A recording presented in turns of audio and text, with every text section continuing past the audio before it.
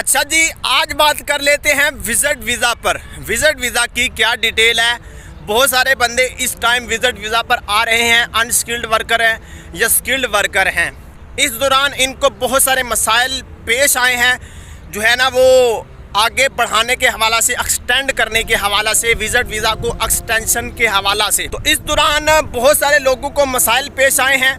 सबसे पहले मैं आपको बताता चलूं, बहुत सारे भाई ये पूछते हैं कि हमें किस स्टेट पर वीज़ा अप्लाई करना चाहिए। इस दौरान भाई यूएई के 3 स्टेट हैं जो विजिट वीज़ा जारी करते हैं। सबसे पहले दुबई है, ठीक है ना, इसी तरह अबू धाबी है, शारजा। इन तीनों स्टेट के अंदर विजिट वीज़ा जो है ना आप अप्लाई कर सकते हैं इन तीनों के सिस्टम पर। और डेफिनेटली आप अगर सारी रिक्वायरमेंट्स पूरी करते हैं तो आपका वीज़ा अप्रूव्ड होगा। इन दिनों के अंदर शारजा से बहुत ज़्यादा विजिट वीज़ा रिजेक्ट हुए। अब जो 2 नंबर मार्केट के अंदर एजेंट बैठे हैं, एजेंट माफिया है, उन्होंने भी तो अपनी जेबें गर्म करनी है, उन्होंने भी अपनी दुकान चमकानी है। तो वो जनाबे वाला क्या कर रहे हैं कि ये खबरें गर्दिश करा रहे हैं जी शारजा ने विजिट वीज़े बंद कर दिए। भाई क्यों बंद किए? यूएई एक टूरिस्ट कंट्री है, टूरिस्ट को ये पूरी दुनिया से इधर लाना चाहता है ताकि हमारे कंट्री में लोग आएँ, घूमें फिरें। अच्छा, शारजा से विजिट वीज़े बहुत ज़्यादा रिजेक्ट हुए। मैंने इसकी पर्सनल वीडियो भी आपको दी थी, इस वीडियो के लास्ट में मैं वो वीडियो आपको दे दूंगा। तो अब रिजेक्ट किस वजह से हुए, याद रखें, आप जब अपना ऑनलाइन विजिट वीज़ा अप्लाई करते हैं तो ऑनलाइन अप्लाई अगर सही तौर पर आप कर देते हैं, उसमें डॉक्यूमेंट सबमिट कर देते हैं, तो डेफिनेटली आपका विजिट वीज़ा निकलता है। अब बहुत सारे बंदे जो हैं वो विजिट वीज़ा एजेंटों से अप्लाई करवाते हैं। याद रखें, एजेंटों के पास भी कोटा होता है कि जिस कोटा को सामने रखते हुए उन्होंने विजिट वीज़ा जो है ना वो अप्लाई करना होता है। अब आपने अगर उनको सही तौर पर अपने डॉक्यूमेंट्स दे दिए तो आपका वीज़ा अगर वो अप्लाई करें और डॉक्यूमेंट्स आपके सही तौर पर वो सबमिट कर दें तो डेफिनेटली आपका विजिट वीज़ा निकलता है। लेकिन अगर वो सही तौर पर सबमिट ना करें जल्दी की वजह से या फिर ज़्यादा बर्डन की वजह से, तो डेफिनेटली आपका विजिट वीज़ा नहीं निकलता। अब जब आपका विजिट वीज़ा नहीं ना निकलता, ज़ाहिर है कि जो आपने पैसे दिए हुए होते हैं वो भी आपको वापस नहीं किए जाते। तो अब एजेंट माफिया के पास कोई जवाब नहीं होता, वो कहते हैं कि जी वीज़े बंद हो गए हैं। हालांकि असल जो कसूरवार है ना वो एजेंट है, क्योंकि उसने आपका विजिट वीज़ा अप्लाई करते हुए मिस्टेक्स की हैं, टाइप करते उसने गलती की है, आपके जो डॉक्यूमेंट्स हैं वो सबमिट सही तरीके से नहीं हुए। तो आपके विजिट वीज़ा ना निकलने की सबसे बड़ी गलती एजेंट ने की है। लिहाजा जब वो गलती अपने ऊपर नहीं लेता तो वो कहता है कि जी विजिट वीज़े बंद हो गए। तो शारजा से बहुत ज़्यादा विजिट वीज़े रिजेक्ट हुए, रिस्ट्रिक्शंस हुई, बंद नहीं हुए। बंद होते तो जनाबे वाला इस तरह का कोई सिनेरियो ही नहीं है। आप दुबई से भी अप्लाई कर सकते हैं, अबू धाबी से भी अप्लाई कर सकते हैं।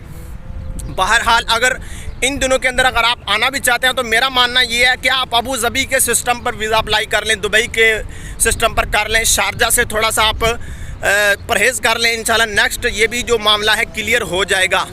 तो अब बहुत सारे बंदे जो है ना इसको एक्सटेंड करवाना चाह रहे हैं, आगे बढ़ाना चाह रहे हैं। तो मेरा मानना ये है कि आप कोशिश करें कि जब आपका विजिट वीज़ा ख़त्म हो रहा हो तो 1 हफ़्ता पहले ही आप जो है ना एजेंट से रब्ता करें और उसके सर पर चढ़ जाएं और उसको ये कहें कि भाई मेरी जो लीगल अथोराइज़ मुझे इधर किया गया है इस पर कोई रिस्ट्रिक्शन ना आए, मेरे ऊपर कोई पाबंदी ना आए, लिहाजा मेरा विजिट वीज़ा एक्सटेंड करो।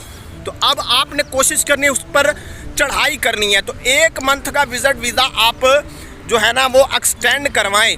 तो अब जब आप ज़ाहिर है इधर ओवरस्टे होते हैं तो सबसे पहले जो मामला होता है वो आप पर होता है कि आप इनलीगल इधर होते हैं और आपको जो है फ़ाइन आना शुरू होता है। 1 दिरहम का 50 दिरहम फ़ाइन, जो कि एक अच्छी खासी अमाउंट बनती है। अब ज़ाहिर है कि जब आप पर फ़ाइन आ रहा होता है, साथ ही साथ ट्रैवल एजेंट पर भी बहुत सारी बातें जो है ना वो आ रही होती हैं जिस ट्रैवल एजेंट से आपने विजिट वीज़ा अप्लाई करवाया है।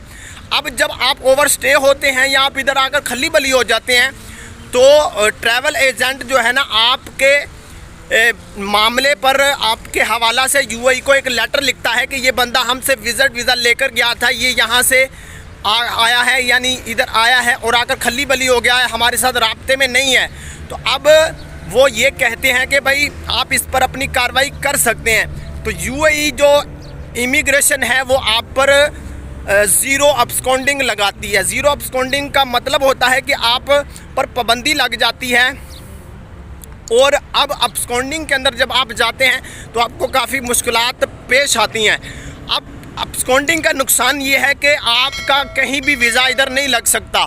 तो इस दौरान ये सारी चीज़ें होती हैं कि आप जब ओवरस्टे हो रहे होते हैं, बहुत सारे बंदे ओवरस्टे हुए भी हैं, तो आप ओवरस्टे ना हो और पहले ही आपने अगर एग्ज़िट करना है आप एग्ज़िट कर लें, और अगर आपने वापस जाना है वापस चले जाएं, उसको मज़ीद एक्सटेंड करना है तो एक्सटेंड कर लें। इधर रह के भी आप एक्सटेंड कर सकते हैं, और जनाबे वाला आउटसाइड से भी आप एक्सटेंड करवा सकते हैं। तो ये विज़िट वीज़ा की सारी डिटेल चल रही है। विज़िट वीज़ा के हवाला से जो डॉक्यूमेंट्स हैं आपके वो सिंपल हैं, पासपोर्ट है, इसी तरह जो है ना आप की जो वाइट बैकग्राउंड पिक्चर है।